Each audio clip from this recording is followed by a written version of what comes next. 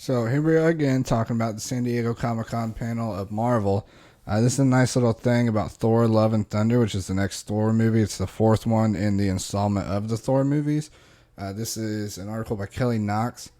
Um, so I know I've talked about other stuff where Disney kind of changes the casting and stuff, and might put like a black person here instead of a white person, or like a black female instead of like a male, or like just like a girl there instead of a guy. And I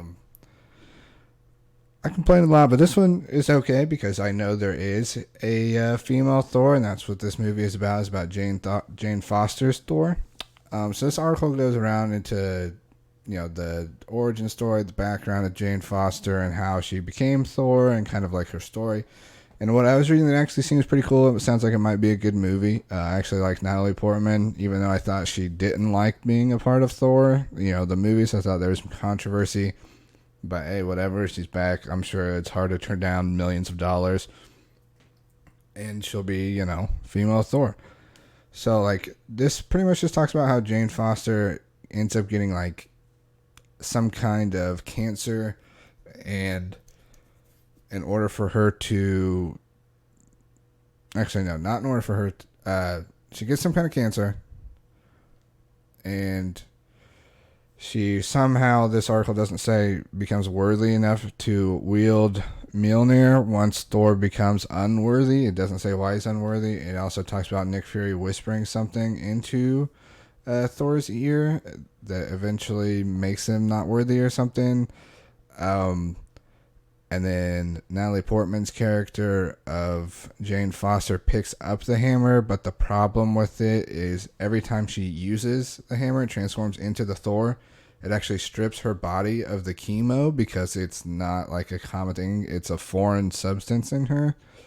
And so whenever she transforms back into Jane Foster, out of Thor, it slowly kind of like depletes her body and kills her, and the cancer is just even stronger. And so she eventually teams up with like Doctor Strange and stuff, and he tells her, hey, if you keep doing this, you're gonna die, it's gonna kill you. But she has to do it because Thor can't do it. She's even stronger than Thor and more skilled with Mjolnir somehow. It talks about how she even throws the hammer and can actually like guide it and make it change directions in the air instead of just throwing it and it kind of like coming back or like circling. And even Thor says that he was not able to do this. So that's kind of cool. I'm actually kind of excited for it. I know I give a lot of crap to the other kind of like bait movies, bait casting choices where they just throw in like a black guy or a black chick instead of like a white person or a white guy. But since this is actually like a comic, I think it's going to be good. I think it's going to be all right. Like I said, Natalie Portman's good. It's also going to have the Watiti, the guy that directed the third Thor movie. It's going to have Chris Hemsworth. It's going to have a lot of the original crew. It's going to have Korg and Meek. So I think it's going to be all right. And then Doctor Strange will be in there, of course. We'll see because she plays a big part of the Secret Wars. So, like, as you can see here, and she also fights Odin, but in the movies, Odin's gone. Secret Wars is not officially announced, even though they're probably going in that direction with all the Skrull, even though they make the Skrull good for some reason. Fucking Brie Larson, bitch. Yeah, I think it's going to be good. I think it'll be nice to see a character that, like, it's literally killing her to be a hero. And eventually, I'm pretty sure it does kill her just to become a hero.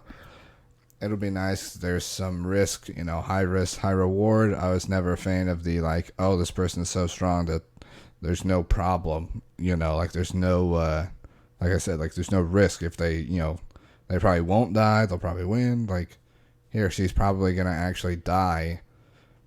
And it'll actually be sad. Like, they'll probably try to get you to like the character. You're not just going to be like, oh, they'll be fine. They'll win.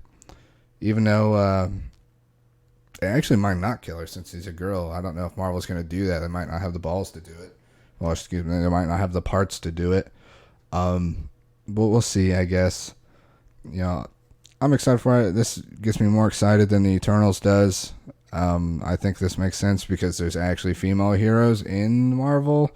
You just have to make those movies. You don't have to just keep making movies that are supposed to be guys and then just changing their casting to females. It sounds a little stupid to me. It seems a little pointless. Just have the female characters. I mean, come on. Even just do freaking Squirrel Girl. Everybody likes Squirrel Girl, and she's freaking OP as hell. She'll beat everybody. But hey, I hope this works out. Oh yeah, I was see a little bit of the cast here. Tessa Thompson's back as Valkyrie. So this actually might end up leading into the all-female Avengers movie that fucking Brie Larson's bitch ass is gonna direct. Apparently, it's gonna be awful. I'm not looking forward to it. There might just be a few characters that save the movie, but she's so bad. But hey, I'll start getting into rant if I continue. I'll just end this out. So hopefully this is good.